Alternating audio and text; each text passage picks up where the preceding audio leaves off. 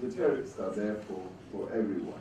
So your John Deere, your Ballowell, they are able to afford the tariffs and then have slightly higher prices so that their consumers, customers can absorb it. Now, the quest here and the question really is for emerging black-owned businesses, how can they penetrate those markets where they are first-time starters, if you like, and they would like to start competing. And this is where reform on the issue of monopolies is a rather concerning one, because monopolies tend to be big, they tend to have the capabilities, but the new entrants face huge challenges themselves. And this is not the first time one has come across this. I was talking earlier, as I said earlier, to another big global manufacturer who said they would like to enter this market, but the tariffs, the high tariffs are a barrier to them. So it's not only an impediment to small and emerging businesses like yours and other aspiring businesses. It's an overall challenge and impediment. So obviously the tariffs are there to protect those who are current players in the market, because sometimes there can be easy domination by those who bring in their goods and wares from elsewhere. And it's something that the Minister of Trade and Industry and Competition and I have discussed, how we can make our country more competitive without preventing the current players and incumbents who are slightly smaller from being also competitive, and without stopping those who want to come in, because a good and strong economy is the one where there's competition. And sometimes incumbents don't want competition. They prefer that because they have great capabilities, they should be the only dominant ones. But we will argue that competition is good. We saw that, for instance, when we opened up the cell phone market, and we allowed, a number of cell phone companies to come in or to be given licenses. And the competition that we have had among the 3 or even 4 has been really good for South Africans, because it has tended to bring prices down and to enable the market to be vibrant and to give South Africans choice, that if you don't get a good service with one network, you're then able to go to the next one. So competition is good all round. Monopolies is what has really harmed our economy, because as I often say, when you go around our country, you always see the same companies. Every town you see exactly the same, and you can even go blind and know that you will meet this company, you will get this company, the same one throughout the country. And yet in other countries, you find you go from town to town, you meet many players, and they are all able to operate, and that curbs excessive prices, and South African companies tend to a few companies so dominate our market. And that is what we need to break out of. And we must do so because we need to bring in those players who were prevented by law, by tradition, by proclamation from being active or operating in the market. So opening up competition and easing up, restricting laws and processing is precisely what we need to do. So reform, it is an area that we obviously will want to look at, thinking what is it that we can do much more than what we're doing now.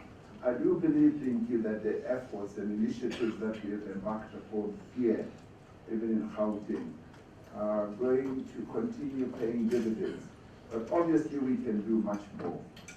And we have found that in working together with the private sector, we are able, without them interfering, because that is a very important consideration, without them interfering in the crime-fighting process, where they are able to bring in certain capabilities that we may not really have in a plentiful manner, that we are able to come up with initiatives that can assist. For instance, during the unrest period in 2021, we found that there were deficiencies that we had in the public sector when it comes, for instance, to relying on camera surveillance, when it comes to relying on surveillance through utilizing various technologies. We were able to rely on the private sector through their private security entities to identify a number of people who were doing wrong things, but also to embark on preventative measures, because they had much more coverage than we did. So utilizing initiatives that we can bring to bear from the private sector, as well as others that as government we've embarked on, for instance, bringing in crime-fighting wardens. It's something that was feared. The police were concerned about it and was feared by a number of entities in government. That is paying great dividends, because we've got more people who are then able to be your eyes and your ears in as far as fighting crime is concerned. And I have found the other one, which we pay little attention to, is the Community Policing Forum. The Community Policing Forum do work. When I was still in business, I became a police reservist. And being a police reservist meant that I gave my time to work with the police, to monitor criminality, and also to go and work in the police station. I used to open up dockets in the police to free the police to go and do their patrolling work and so forth. So the community policing forums are quite effective where they work well. And I have seen them as I've been going around the country, whereas some of the people testify that we are members of the community policing forum, and we do shifts in patrolling our area, and there's less criminality in our area. And when people who want to do wrong things come in, we immediately become aware through our WhatsApp groups and all that. And so strengthening our community policing forums is another initiative that I want to encourage all of us as South Africans to really embark on, because we can deal with criminality and with those who want to do wrong things, including people who sell drugs, because community policing forums have been able to identify drug dealers, drug sellers in their own area, and they've been able to alert the police to take action, and even those who participate in gangs. So fighting crime cannot and should not be, particularly in a situation like South Africa, a sole police area of responsibility. We've got to, all of us, make sure that we do take some measure of responsibility and become active. And not so much that every single individual should stick their heads out. It is as a group where we are able to work together in a community, and where we are able to have surveillance, where we are able to ensure that we are watchful. I like walking in the morning. So one day I was walking in the street in one of the suburbs near where I live. And as I walked in the street, I met a man and his children. And as I turned the corner, I found that he had already informed a number of people in his street that I was walking down the street. And I found that people had come out. He just said, the president is walking down our street. And people came out, and that told me that that level of alertness and surveillance, they were surveilling me, does help, because if there's any form of, wayward behavior from anyone, we'll be able immediately to identify. So I'm speaking in favor of community involvement in fighting crime. I'm not suggesting that South Africans should go out there and face bullets, but I'm saying let us all be alert and be able to work with the police to fight crime. I didn't get your name, sir, but you were wearing a cap. And you said you are Catholic. So I just wrote Mr. Catholic here. So you are raising the issue about local funding for skills, and that there's a lot of red tape. Yes, there are challenges that we face, but one thing I'd like you to know is that we want to spread skills. And we want to rely also on NPOs, non-profit organizations, to help them and capacitate them so that they can help us spread skills. The Minister of Labor and Employment has embarked on a 15 billion rand project, which is going to encompass the whole country. And the Premier here has been talking about it, where we want to skill many of our people as we possibly can. Because we have found that when people have skills, real skills that they can work on, whatever skills, and even artisan skills, it's quite easier to get a job than when you don't really have a real skill. And we are saying, and maybe it's your experience, the economy needs certain skills, and we want people, young and middle-aged, and I'll come to older people right now, with skills are able to present themselves. We've started a very good program as it is now. It's called SA Mobi website for young people. And we say, fly to your CV on that Mobi site, on that website. And we find that a number of employers do visit the website and are able to identify employable young people. Now, who do they want? They want young people, not so much with experience, but with certain skill bases. And so that is the way that we want to go. So we will be encouraging even that fund to not only do it solely, they must also do it in cooperation with NPOs such as yours. And through that process, we will be removing the red tape that you talk about. You are right, there is money, and we need to use the money effectively. But how did you find out there's money?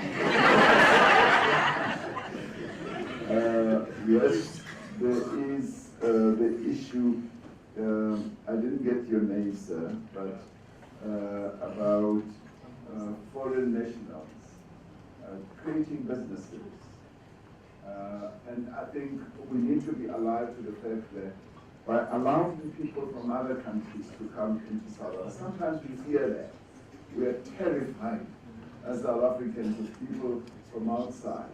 And if you look at the growth that other countries have been able to get to, it is those people who come from other lands, who come from other nations, who come with new skills, new capabilities, and new money to come, and that's where the money is.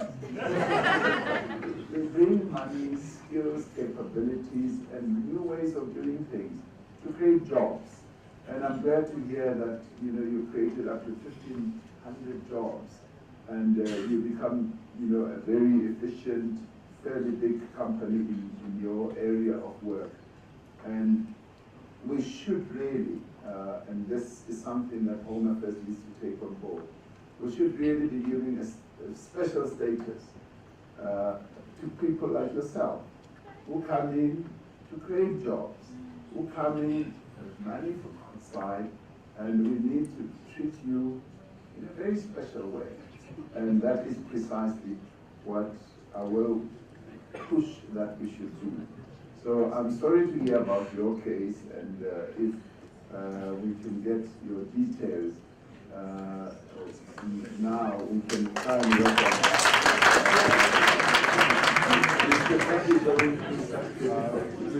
after creating so many jobs, and after being here for 28 years, in other countries they actually invite people who they think are top performers, and they say, come to our country. The Americans do that, very fast.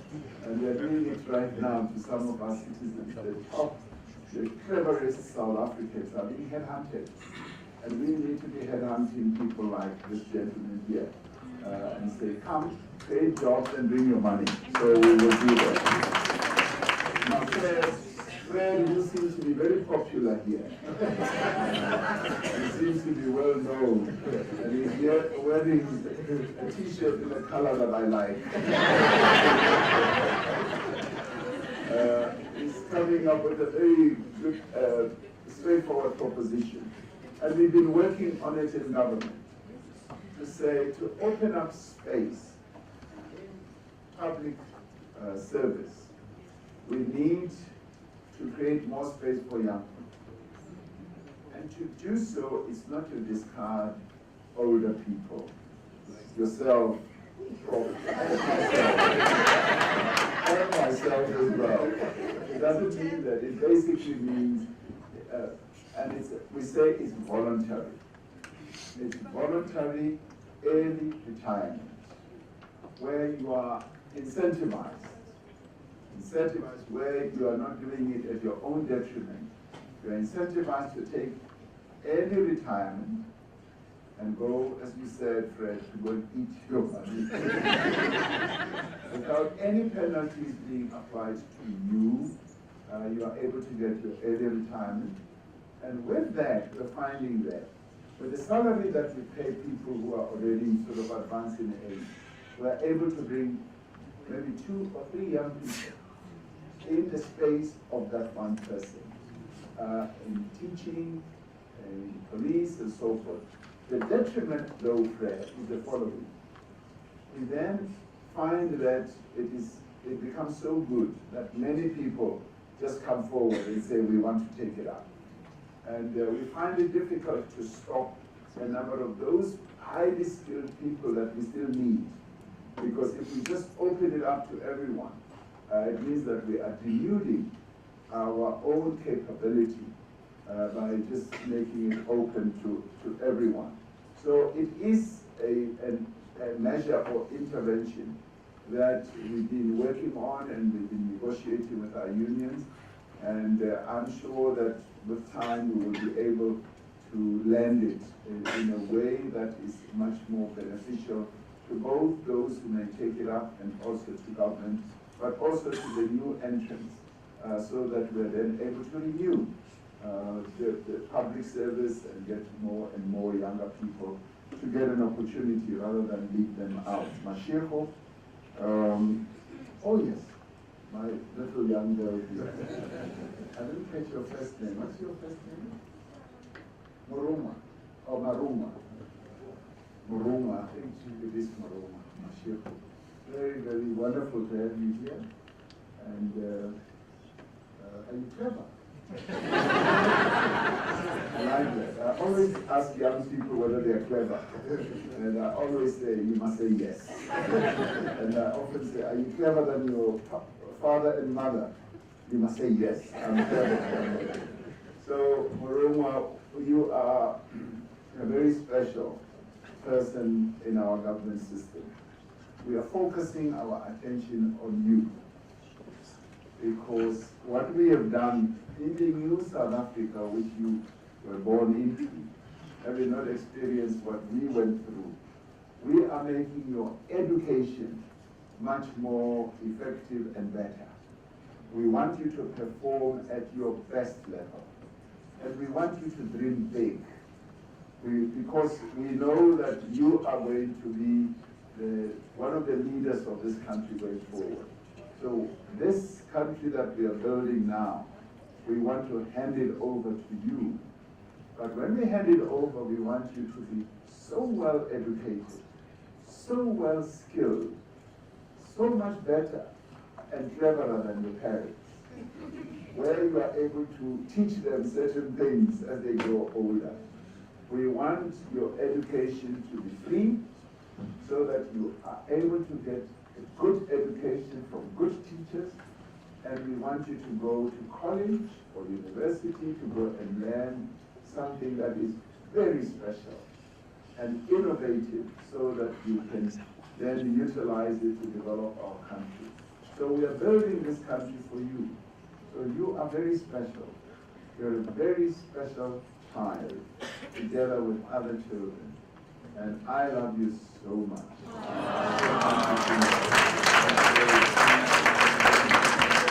Thank you very much, Mr. President. Today is afternoon. We've been here slightly more than 2 hours. And there's the issue of the ICJ, for which you assumed the role for one of the better description as a moral leader of the world. But there is also the issue of the COVID-19 pandemic, for which you stepped forward to lead a Pan-African defense force to protect this country. As we comment on those two questions, may I also begin to invite Professor Maurice Kalebe, head of the School of Business, to come forward to say the closing words of appreciation. Well, very quickly, because we don't have time. On the intervention we made on the ICJ, we were following in the good lessons of Nelson Mandela to us, that our own freedom will never be complete until the freedom of the Palestinians is achieved. And that is what prompted us to act as we did, and continues to inspire us to be on the side not only of the Palestinians, but of justice around the world. There are many people who are living and laboring under unjust situations and circumstances. And because our struggle here was for human rights, our struggle was for justice and for freedom in the end, we feel duty bound to support those who are still living in challenging situations. And this is what defines our foreign policy: a better Africa and a better world. And we know by taking the action we did, we have raised the ire of many in the world, but interestingly, a number of countries that said that the action we took was based on nothing, and it was pointless, it was useless, are now coming around and saying, yes, there needs to be a ceasefire, there needs to be a cessation of those hostilities. And let me be clear, we've also spoken out against what prompted this, what Hamas did. We've spoken against that as well. So we've been fairly balanced in what we have sought to achieve. And similarly so in our intervention in the war in Ukraine, between Ukraine and Russia, we've similarly been fairly balanced there. And as it is now, we're still involved in various discussions in that regard that seek to install peace. So as South Africa, our foreign policy is based on human rights and making sure that there's peace in the world. And yes, you're right, when COVID descended on the whole world, we worked with a number of countries on the continent to ensure that there was fair treatment for Africa with regards to vaccines, and we led the charge to make sure that vaccines are manufactured on the African continent, and that process is underway, and we achieved a breakthrough of some sort. But vaccines are now being manufactured here and in one or two other African countries. So it's been a wonderful journey, and a wonderful journey to promote the interests of humanity. And that is what Nelson Mandela taught us. So thank you very much. Thank you very much.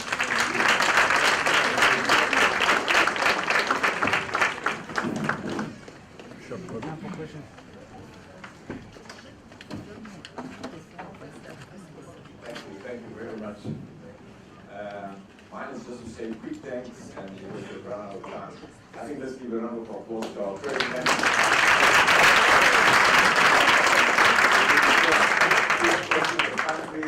At the same time, flying all over the world, representing us. And when I was sitting with him, I said, how's the campaign? He said, it's fun. So he is enjoying himself. But thank you for coming. We truly appreciate your contribution. Every time we put this kind of session, I get a sense that we need to be optimists. And as doomsday, everybody's talking about it. This country is going to become a failed state. But I get a sense of positive dooms effect. But these students here who are here, I always say when I talk to students here, you cannot believe that this country is going to be a failed state. You have to believe that this country is going to be the most successful, thriving, and becoming a great nation in our generation. Do you believe that? Yes, that's what we teach at Western School. And I want to thank Professor Adebayo. Let's give him a round of applause. I should also thank Professor Masego for really hosting us here. And let me also acknowledge some of the people who play a key role in our lives here at Business School. Professor Katz, Michael Katz, is our council member, also Wits Business School board member. Thank you very much for coming. We really appreciate you. And also, the guy who asked questions, let me tell you his name, Adam Craig. You better make sure you solve his problem. He's also helping me here as a WPS board member on the technology, IT, so please, and I'm feeling for his case. And I'll thank the dignitaries that are here. I see Raju was here. Raju was here. What is that? Oh. Yeah, and he was here. And I can see also a number of dignitaries here. I won't mention it by name. But I think the people behind the scenes, some of us are here in front. But the whole events management team that put this whole thing together, and the security team that puts it, so let's give them a big round of applause.